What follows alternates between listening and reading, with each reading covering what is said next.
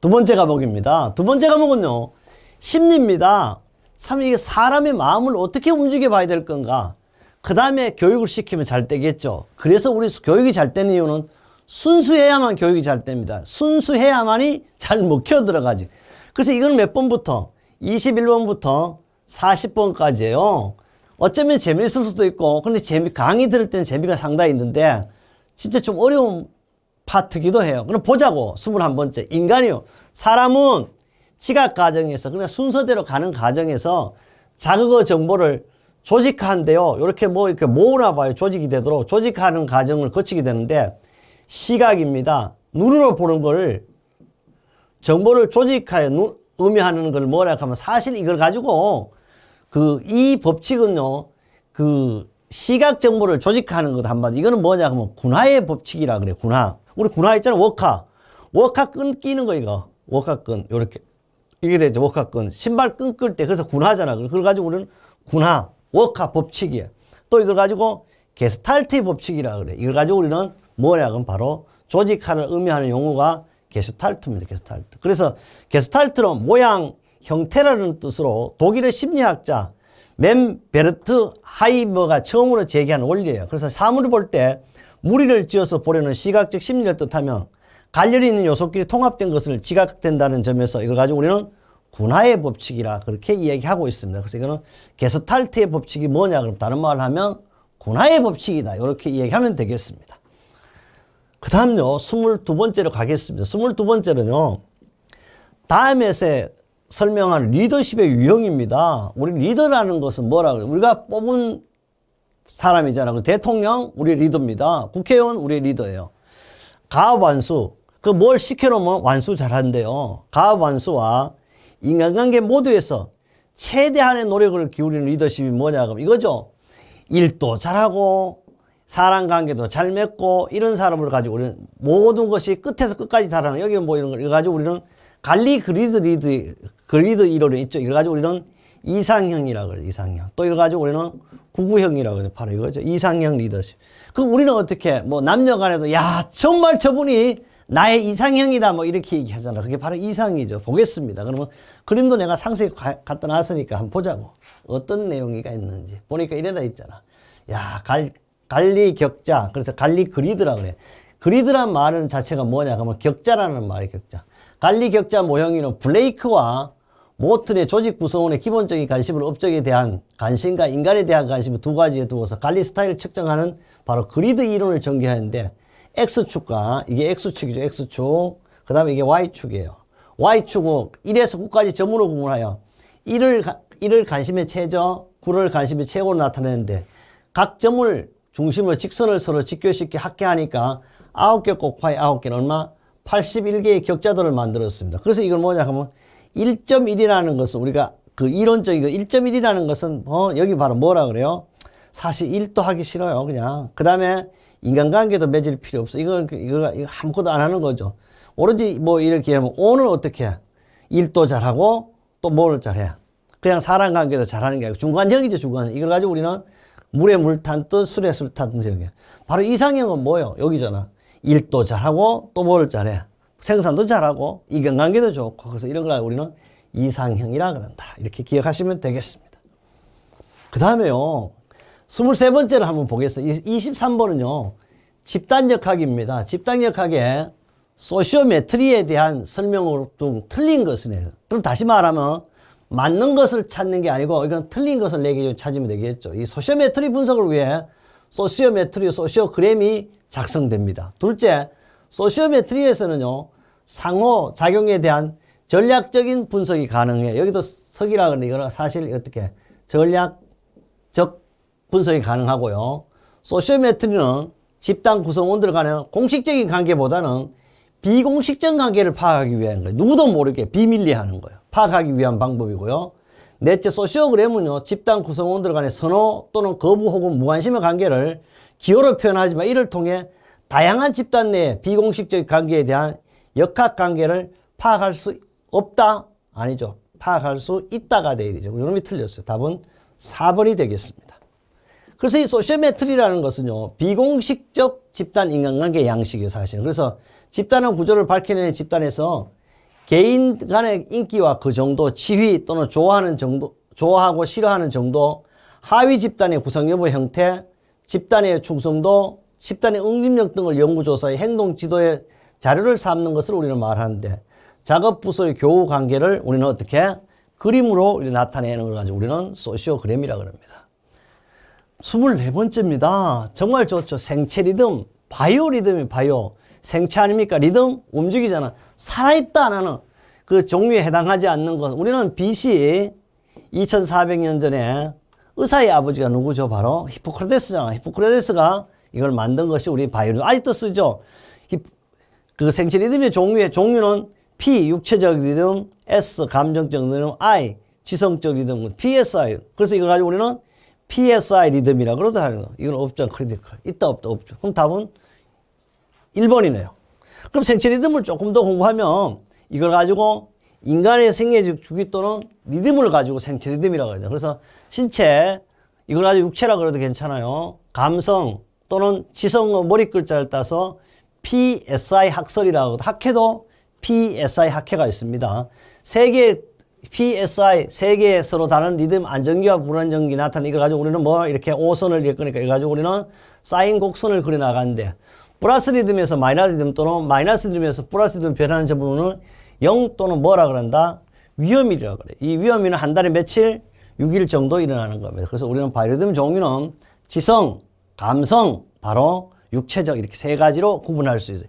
2021년 3월 7일 기사 등을 필요로 해가 얼마? 10번 이상 이번에 또 벌써 11번 출제돼요. 여러분 시험에도 바이오리듬은 출제가 된다. 25번째입니다. 사람이 살기 위해서는요, 행동을 해야 돼요. 사회행동은 기본 형태에 해당하지 않는 것. 사회행동의 기본 형태는 네 가지로 있습니다. 첫째, 사람은 살기 위해서요, 바로 협력을 해야 돼요. 서로가 도와야 되죠. 나라와 나라, 개인과 개인과 협력을 하고, 또 때로는 어떻게 싸움을 합니다. 또 모방이라는 것은요, 바로 이거는 사회행동 기본 형태가 아니고 인간관계의 메커니즘의 한 현상이죠. 모방은 뭐예요? 남의 좋은 것을 본받아가지고 내가 새롭게 하는 걸 모방이라고 그러죠. 틀렸고요. 도피는 어떻게, 협력도 안 되고 대립도 안 되고 도망을 하자! 나 혼자 살겠다 이런 거죠. 도피. 그래서 사회행동 기본적 형태는 협력이 있어요. 이걸 가지고 조력 분업하는 거, 대립이 있고 공격 경쟁하는 거, 도피입니다. 이 도피는 고립, 혼자 살거나 정신병, 자살 같은 걸 나타내는 걸 도피라고 그래요. 융합은 강제적으로 때로는 타협적으로, 통합적으로. 이거 가지고 우리는 인간의 사회 형태 네 가지. 그래서 이제 모방이라는 것은요, 남의 행동이나 판단을 표본으로 하여 그거 같거나 또는 그것에 가까운 것 행동 또는 판단을 취하려는 건데, 이걸 가지고 우리는 직접 모방, 간접 모방, 부분 모방으로 이렇게 나눌 수가 있습니다. 26번째 가볼까요? 26번째. 26번째는요, OJT의 특징이 아닌가. 그럼 OJT의 특징이 아닌 것은 OVJT를 찾으면 되겠네. 시험에 출제될까 안 돼? 나온다, 이번에 시험에. OVJT는요, 바로 OJT의 특징이 아닌 것은 그래서. OJT는요, 직속 상사, 회사의 상사가 내한테 직접 교육을 하니까 효과가 곧 업무와 연결될 때 나타나. 맞죠? 직장의 실적에 맞는 정말 실체적인 훈련이 가능한 것이 바로 OJT입니다.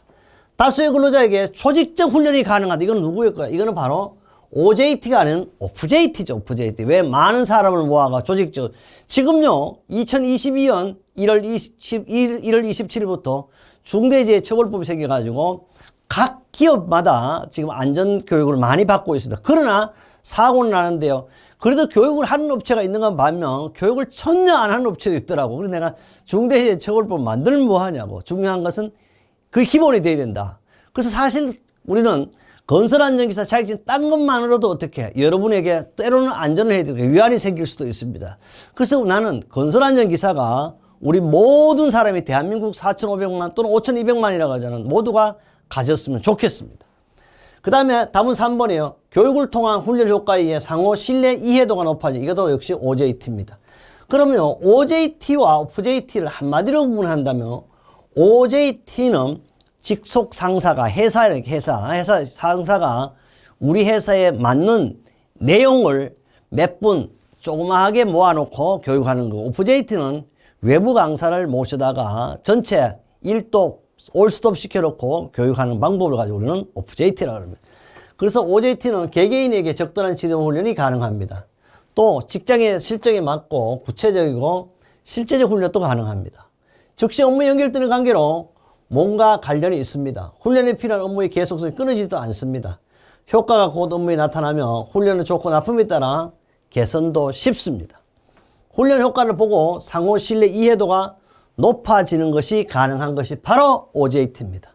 그 다음 OJT는 여기 소수니까 다수의 근로자에게 조직적 훈련을 행하는 것이 가능하고 오로지 훈련에만 전용할 수 있게 됩니다. 각자 전문가를 강사로 초청하는 것이 가능하고 특별 설비기구를 이용하는 것도 가능합니다. 각 직장의 근로자가 많은 지식이나 경험을 교류를 할 수 있고요. 교육훈련 목표에 대한 집단적 노력이 흐트러질 수 있는 것이 바로 OJT가 되겠습니다. 그렇다면요, 27번입니다. 어떤 가압입니다. 어떤 가압을 성취할 수 있는 자신의 능력입니다. 나 능력 있는 사람, 우리 능력 있는 것은 데이비스의 동기부여는 능력이란 제가 얘기했죠. A급이란 또는 뭐 이렇게 그게 바로 이거죠. KS잖아. KS는 제가 이 능력이라는 것은 A급은 바로 다시 말해 여기 되네. KS다. K 뭐요? A라는 말은 ability예요. 반대로 되어 있는데 A는 제가 A급이 되기 위해서는 KS다. A는 뭐요?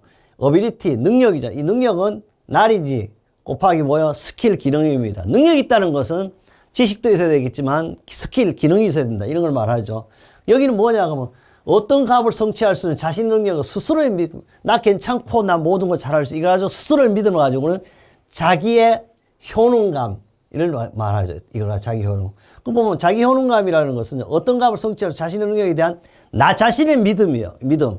그래서 이 자기 효능감은 캐나다의 심리학자 알버트 반두라에 의해 소개된 개념으로 그는 행동주의 관점이요 학습의 원리에 대해 잘 설명해 주지만 제한적이며 환경과의 상호작용을 간과하고 있다고 보고 있습니다. 그러나 저는 여러분한테도 말씀드리기 여러분도 누굴 믿겠습니까?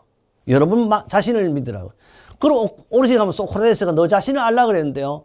그래도 아무도 믿지 못하지만 나도 나 자신만은 내가 믿어야 되죠. 그죠? 근데 가끔씩 저도 제가 어떻게 하는데 철이 아직 안 들고 있는 것 같아요. 사실은. 어쨌든 여러분도 바로 자기 자신의 능력에 대해서 스스로 믿음을 갖는 걸 뭐라 한다? 자기 효능감이라는 걸 꼭 기억합니다. 그래 이러한 맥락에서 개인의 인지와 사회적 영향의 중요성을 강조한 자기 효능감과 사회 인지 이론을 정립한 것이죠. 28번입니다. 바로 이거거든요. 모랄 서베이가 뭐냐? 모랄이라는 자체가 동기를 부여하는 방법. 저도 있잖아요. 여러분한테 동기를 부여해야 돼. 건설 안정이 됐다면 틀림없이 건강하고 잘 살고 오래 산다거든. 이렇게. 모랄 서베이잖아요. 주요 방법을 적절하지 않은 모랄 서베이는요. 동기를 부여해. 관찰도 해봐야 되고 면접도 해봐야 되고 강의뿐은 아니야. 강의뿐은 어떻게 일방적으로 막 쏟아붓는 거야. 지금 나도 마찬가지야. 여러분이 안 계시니까 어떻게 온라인을 지금 가고 있어요. 그러니까 참 이게 답답한 거예요. 이게 바로 강의법입니다. 실제 여러분도 있잖아요. 안전한 합격을 위해서는 저의 온라인 강의도 좋지만 실제 현장에서 저와 함께 해야 돼요. 이게. 그 다음에 질문지법 이런 거에는 바로 모랄 서베이 동기의 주요 방법이 돼요. 그럼 모랄 서베이는 사기 악량의 순수하게 그러나 이거 가지고 동기의 하나의 방법으로서는 통계에 의한 방법도 있고 사례에 의한 관찰, 실험, 태도조사법이 있을 수가 있어요. 이 내용이 모두가 다 면접이라든지 질문지라든지 관찰법에 여기에 다 속하게 되겠습니다. 그 다음에요. 29번째입니다. 역시 이 교육이거든요. 산업안전보건법령상 2m입니다. 2m 이상인 구축물을 콘크리트 파쇄기를 사용하여 막 부신대 파쇄 작업을 하는 경우 특별교육에 우리나라 특별교육은 40개 직종이 있어요. 특별교육을 내용이 아닌 것, 그 밖에 안전보건관리에 필요한 사항은 제외한다. 근데 첫째 뭐냐 하면 우리는 구축물 콘크리트를 파쇄할 때 파쇄 작업을 하는 특별교육에는 작업안전조치 및 안전기준에 관한 사항 해야 돼요. 둘째, 비계 조립 방법 및 작업 절차. 여기 한번 보자고. 이 교육 내용을 전혀 모르더라도 비계가 뭐로? 우리 비계가 여기 나오나? 콘크리트 파쇄하는데 비계가 없는데 어떻게 교육을 할 거냐고. 그럼 이거 답이 되잖아. 또 콘크리트 해체 요령과 방어 거리에 관한 사항. 파쇄기의 조작 및 공통작업 신호에 관한 사항. 그렇잖아. 안전사항, 콘크리트 해체에 관한 사항, 파쇄기 조작에 관한 사항. 그럼 여기 봐. 콘크리트 파쇄기를 사용하여 파쇄 작업, 즉 2m 이상인 구축물의 파쇄 작업에 해당되는데 콘크리트 해체 요령과 방어 거리에 관한 어딨노? 여기 있잖아. 그 다음에 작업 안전 조치 및 안전 기준에 관한 사항 여기 있잖아. 파쇄기 조작 및 공통 작업 신호에 관한 사항. 그 다음에 보호구 및 방호 장비에 관한 사항. 그 다음에 그 밖에 안전 보호 관리, 그 밖에 안전 필요한 사항은 여기 안 쓴다 그랬죠. 그럼 없는 것이 뭐예요? 바로 비계의 조립 방법은 작업 조립. 비계가 없잖아. 어쨌든 쉽게 찾을 수도 있다. 완벽하게 몰라도. 그래서 제가 1과목에도 강조했지 뭘 눈으로 공부하자 이런 얘기 다시 한번 가면 이 내용은 산업안전보건부 시행규칙 별표 5에 안전보건교육 교육대상별 교육 내용이 잘 나와 있다. 우리 교재는 2-87쪽에 나와 있다. 29번째 했으니까 몇 번? 30번째 가보죠. 30번째는요. 안전보건교육에서 역할연기법의 장점이 아닌 겁니다. 역할연기. 역할연기법은요. 첫째, 자기가 스스로 역할하면서 그게 쉽게 말하면 뭐가 돼? 연극인이 되는 거죠. 연극. 흥미를 갖고 문제에 어떻게 적극적으로 참여한다 그러는데 여기 알아서 문제에 적극적으로 참여하면 타인의 장점과 단점이 잘 나타나는데 어쨌든 문제에 대해서는 뭘 한다? 적극적으로 참가하는 목적이 바로 역할연구의 장점에 해당돼요. 또 자기 태도의 반성과 창조력이 생기고 발표력이 생긴다. 바로 이게 뭐냐? 역할연구하는 게 자기 스스로 태도, 반성과 창조력이 생기고 역시 뭐가 돼? 발표력이 향상 되죠. 그 다음에요. 문제 배경에 관하여 통찰하는 능력을 높이면서 어떻게 뭐가 된다? 감수성이 향상된다 그래. 감수성이. 그렇죠. 문제 배경에 대해 통찰하는 능력을 높이면서 역시 감수성이 향상되고. 넷째, 목적이 명확하고 역할연기법은요. 연극하는데 그걸 생각할 수 없어. 목적이 명확할 수가 없어요. 또 다른 방법과 병용하지 않아도 높은 기대를 활용할 수 없다 그러는데 기대할 수가 있다 그러는데 없다요. 그래서 이거 틀린 거거든. 보겠습니다. 이게 바로 장점이 아니고 단점이 돼. 그럼 역할연기법은요. 첫째, 많이 자기가 실습을 해보고 이렇게 자기가 실제 연극을 해보니까 의견 발표에 자신이 생깁니다. 그 다음에 자기 반성과 창조성이 개발돼요. 저는 이게 항상 생각하는 게 저는 벌써 지금 언제냐고 뭐 저는 사교육이 하는 공교육에 지금 현재 대학 교수로서요. 지금 36년째 하고 있는데도 사실 잘 못합니다. 근데 요 사이 보면 우리 왜 온라인 교육기관에 막 그냥 특히 입시학원, 공무원학원 그분들 보면 정말 잘하는 것 같아요. 제가 볼 때는. 그런데 실제 그분들은 한 과목 가지고 이렇게 하니까 이제 잘하고 연구 많이 하고 저는 이제 6과목이 동시에 하긴 하는데 참 지금도 마찬가지로 어떻게 하면 여러분이 명쾌하게 싹싹 알아들을까 좀 신경이 쓰이는 것도 있어요. 어쨌든 하나의 문제에 대한 관찰 능력을 높일 수 있는 것도 바로 뭐냐고 역할연기법이에요. 문제에 적극적으로 참여하면 타인의 장점과 단점이 잘 나타나는 것도 바로 역할연기. 그래서 장단점을 하려면 그 사람에게 연구를 시켜보면 알 수 있어요. 그럼 단점이 있습니다. 높은 의지 결정 훈련은 기대할 수 없어요. 왜? 바로 연습하기 흥미를 주기 때문에. 목적도 명확하지 않고 다른 방법에 병행하지 않은 의미가 전혀 없어요. 훈련 장소의 확보가 어려운 것도 사실. 왜? 연극을 해야 되니까 이게 없겠죠. 31번 그냥 이런 걸 가지고 우리는 주워 먹는 거죠. 학습 정도입니다. 레벨이잖아요. 학습 정도의 4단계에 해당하지 않는 것은 항상 답이 1번의 해상이라고 맨날 거예요. 학습 정도의 4단계는 인지, 지각, 이해, 적용입니다. 그래서 인지, 지각, 이해, 적용이니까 바로 없는 게 해상이 이렇게 찾을 수 있죠. 그래서 학습을 하기 위해서는 첫째 인지하는 능력이 있어요. 지각이라는 건 너 얼마나 아냐 이 말입니다. 그 다음에 이해할 수 있어야 되고 그 다음에 적용할 수 있다는 것은 이건 사실 어플이라는 거 적용도 되지만 행동하는 그런 표현도 되겠습니다. 그리고 인지, 지각, 이해, 적용 이거는 가끔씩 실기 필답형에도 나오는 문제가 되겠습니다. 그 다음에 32번째입니다. 스트레스입니다. 생각하기도 싫은 게 바로 이 스트레스죠. 스트레스의 반응에 영향을 주는 요인 중 개인적 특성에 관한 요인이 아닌 것은 자기 자신의 영향을 주는 요인이 아닌 것 이거잖아요. 원래 이 스트레스라는 것은요. 우리 공업용어로 시그마는 단면적분의 하중 이렇게 표현하기도 해요. 스트레스는 응력이거든. 이게 바로 응력은 단면적분의 하중. 그리고 내가 여기 있으니까 얘가 어떻게 스트레스를 받죠 이런 건데 사람도 마찬가지입니다. 스트레스 원인은 심리적인 상태에 의해서도 어떻게 스트레스를 받을 수 있어요. 그 다음에 개인의 능력에 따라 스트레스 받으고 신체적 조건에 따라 스트레스 그러잖아. 우리는 어떻게 잘생긴 사람만 보잖아. 그러니까 스트레스 받죠. 못생긴 사람. 근데 못생긴 사람이 잘생긴 사람이 있다고 생각하면 안 돼. 야 못생겨도 개성이 훌륭하잖아. 그러면 되지 뭐. 또 키가 큰 사람이 있고 작으면 어때? 바로 큰 사람이 뭐 하늘에 올라가서 별을 딸 수 있나. 별 차이 없는 건데. 그런데도 우리는 심리 상태라든지 개인의 능력이라든지 또는 신체적 조건에 따라 사실 스트레스를 전혀 안 받을 수 이런 것이 바로 우리 스트레스의 개인적 특성이 됩니다. 스트레스의 자극 요인은요, 바로 자존심이 손상되면 이걸 내적 요인이라고 그래요. 업무상의 죄책감도 내적 요인입니다. 현실에서 적응하지 못하는 것도 내적 요인이에요. 직장에서 대인관계 갈등, 외적 요인 이렇게 상세하게 분류할 수도 있다. 이것은 바로 우리는 개인적인 요인이고 개인적인 특성이고 작업 시간과 차이는 포함이 되지 않는다. 그 다음요 33번입니다. 산업안전보건법령상입니다. 일용근로자의 작업 내용 변경 시 교육 바로 시간은 근데 작업 내용 변경 시 일용근로자는요 1시간 이상 해서 일용근로자. 그러나 일용근로자 제외한 모든 근로자는 2시간 이상. 여기 또 역시 뭐다? 법에 명시가 되어 있으니까 꼭 잘 기억하셔야 하겠습니다. 그 다음에 34번입니다. 교육심리학이에요. 교육심리학의 연구 방법 중 인간의 내면에서 일어나는 심리적 사고에 대하여 사물을 이용하여 인간의 뭐라 그랬어? 성격입니다. 인간의 성격을 알아보는 방법은 알아들을 거예요. 이게 이렇게 표현했죠. 인간의 성격을 알 때요, 완전히 속까지 뚫어봐 뿌는 걸 뭐라 그래? 이걸 가지고 투사라, 투사.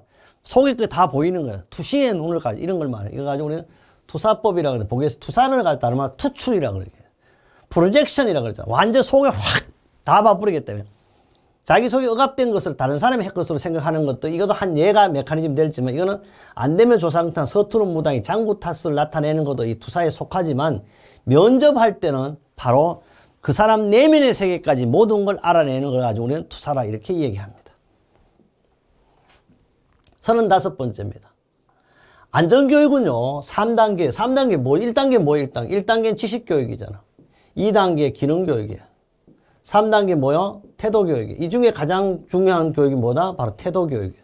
그래서 안전교육의 3단계 중에서 작업 방법이라든지 또는 취급 및 조작 행위를 몸으로 숙달시킨다. 몸을 목적으로 하는 단계. 몸으로 숙달되는 게 뭐요? 기능훈련. 그래서 우리는 어떻게? 기능올림픽이라는 바로 기능훈련입니다. 지식은 개념을 하는 게, 태도는 몸에 습관을 하기 위한 거죠. 그래서 답은 2번인데, 기능이라는 것은 교육 대상자 그것을 스스로 행함으로써 실습해보면 얻어지고요. 개인의 반복적 시행착오에 의해서만 얻어지고, 시범하거나 견학, 실습, 현장 실습 교육을 통한 경험 체득과 이해를 목적으로 하는 것이 바로 기능교육이 되겠습니다. 호손입니다.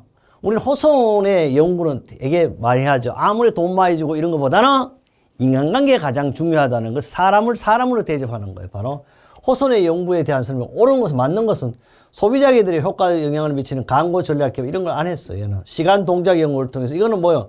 시간과 동작에 연구한 거 테일러죠. 작업 도구와 기계를 설계했다 이거 아니죠. 채용 과정에서 발생하는 차별 요인을 밝히고 이를 시정하는 법적 조치가 있었던 거 아니고 바로 이거죠. 4번 물리적인 작업 환경보다 근로자의 의사소통 등 인간관계가 더 중요하다는 것을 증명한 것을 알아낸 것이 바로 호손의 실험이죠. 호손의 공장 시험이라고 그래요. 바로 공장의 인간관계의 호손은요 사람과 관계 관리 개선을 위한 연구로 미국어 메이어 교수가 추측이 됐죠. 호손 공장에 실시했는데 작업 능률을 좌우한다는 것은 단지 임금. 근데 아직도 사실 임금이야. 우리는 그 왜 최저임금 결정할 때도 뭐 여러분 보아요. 사용자위원, 근로자위원, 그 다음에 뭐요? 공익위원회 세 3자가 모여서 일을 할 때도 보면 뭐가 뭔지 맞는 것은 모르겠어요. 그래서 임금, 노동시간, 노동조건과 조명 한계 그 밖에 작업 환경에서 물적 조건보다 종업원의 태도, 심적, 내적 양식과 감정이 중요하다. 근데 사실 이게 이렇게 하고 싶은데 잘 안 돼. 그래서 우리는 어때요? 사용자와 있잖아. 노동자의 차이는 엄청난 차이 나는 거야. 그래서 저도 이제 집사람하고 관계도 있잖아요. 자꾸 돈이 나는 꼭 이런 얘기 합니다. 돈이라는 게 많으면 좋잖아. 그죠? 그러나 너무 많아도 또 너무 작아도 안 되지만 정말 나는 돈 가지고 이야기하지 않는 그런 세상이 빨리 왔으면 좋겠어요. 또 전부 돈이거든요. 그 아이들도 직장 취직 어디 합니까? 돈 많이 주는 곳에. 그래서 내가 반대로 질문해요. 대한민국에서 가장 좋은 직장은 어디냐고 하면 내가 돈 많이 주는 돈을 제일 많이 주는 직장이 제일 좋은 직장이지 뭐 이렇게 얘기하는데 참 어렵습니다. 그래서 물적 조건도 그 개선이야 효과를 가져올 수 있으나 물적 조건 전혀 안 되는 거 해서 가져올 수 있는 종업원의 그래도 심리적 요소가 더욱 중요한데 결론은요. 사람의 인간관계가 작업 및 작업 설계에 영향을 준다는 것이 바로 호성 공장의 실험 결과입니다. 그래서 사람한테 사람의 결과, 이걸 바로 우리가 빨리 민주주의, 지금도 민주주의죠. 민주화가 되고 사람과 사람을 서로 믿을 수 있고 이런 사회가 될 때 그래도 돈은 끼치나. 그래서 참 돈입니다. 그래서 돈 벌려면 어떻게 해야 되나 그래요. 자격증 따이도 우선. 자격증 따는 게 최소한의 목표잖아요. 그 다음에 어떻게 해요? 열심히 일하고 그 다음에 또 뭐 제가 국가공무원하고 공공기관에 근무하면서 50대 1이라니까 그것도 내가 대통령이라면 반드시 줄여야 될 것 같아요. 공무원과 공공기관을. 안 그러면 누구는 뭐 일하고 누구는 서비스하고 이러면 되냐고. 뭐 어느 게 좋은지 그건 장단점이 있지만 제가 이제 여기서 할 수 있는 건 아니지만 좀 필요한 것 같아요. 어쨌든 결론은 호소는 그랬지만 우리도 호소의 시험에 맞는 날이 곧 오겠죠. 37번입니다. 지름길을 사용하여 빨리빨리 하는 거죠. 사용하여 대상물을 판단할 때 발생하는 지각의 오류가 아닌 것은 잘못된 것은 건데 이거는 후광 효과니 최근 효과니 초도 효과니 다른데 결론 효과는 없어요. 이런 걸. 지각의 오류는 이렇게 많아요. 7가지인데 후광 효과가 있어요. 후광 다 읽지는 않겠어요. 이건 후광 효과라는 건 해석 과정에서 발생하는 걸 후광 오류라 그러고 효과라 그러고 그다음에 간대화 경향이란 관찰 단계에서 발생하는 거고요. 그다음에 중심화 경향이라는 것은 역시 관찰 단계에서 발생합니다. 그다음에 또 뭐가 있냐 그러면 대조 효과가 있어요. 관찰 단계에서 발생하고 역시 그다음에 최근 효과라는 관찰 단계에서 발생하고 그다음에 초도 효과는 첫머리 효과. 여기 뭐가 없다? 바로 결론 효과라는 것은 존재하지 않습니다. 그다음에 또 뭐 주관식 투사라는 것도 있고요. 그다음에 자기적 방어도 있습니다. 이런 것들이 바로 우리는 여기서 나온 우리 바로 지름길을 사용 대상물을 판단할 때 지각의 오류에 포함하지 안 되는 것 이런 것들이 있다. 그 다음에요. 38번은 아까 모방을 했는데 다음은 무엇에 관한 설명이냐. 다른 사람으로부터 판단이나 행동을 무비판적으로 아무 생각 없이 받아들이는 거 암시라 그래요. 그래서 제가 항상 표현합니다. 모방을 할지언정 그리고 좋은 점 받아들일지언정 암시를 한대. 근거도 어디도 뭔지 모르고 받아들이는. 그래서 우리는 다른 사람부터 판단의 행동을 무비판적으로 논리도 근거도 없이 받아들이는 거예요. 우리는 암시라 그래요. 암시. 그래서 암시는 다른 사람부터 판단 행동을 무비판적 논리적 사실때 근거 없이 받아들이는 건데 이거는 각성 암시와 체면 암시 이렇게 구분하고 있습니다. 야, 정말 이런 거는 우리 심리 제일 먼저 나오죠. 안전심리에 또는 산업안전심리의 5대 요소가 아닌 것. 산업안전심리의 5대 요소는 동기, 기질, 감정, 습성, 습자 2개, 습성, 습관이에요. 그리고 없는 게 바로 지능이잖아요. 이것도 또 동기, 기질, 감정, 습성이도 이게 4가지잖아요. 그죠? 여기에 영향을 주는 4요소가 또 이거예요. 그럼 안전심리 5요소는 동기, 기질, 감정, 습성, 습관인데 습관에 영향을 주는 4요소는 동기, 기질, 감정, 습성이라는 거 기억하시면 이런 건 뭐 정말 심리는 이번에도요 참 괜찮은 문제로 출제됐다 이렇게 말씀드리고 싶습니다. 40번째입니다. 직무를요 수행이 돼 예측입니다. 예측 변인 개발 시 작업 표본에 관한 사항 중 틀린 것은 여기서 알아둘 것은요 바로 직무 검사를 하기 때문에 집단 검사로 감독과 통제가 요구된 당연히 뭐예요? 표본 여기 검사라고 이랬거든. 사실 이거는 지금 아빠들 표본 검사라는 것은요.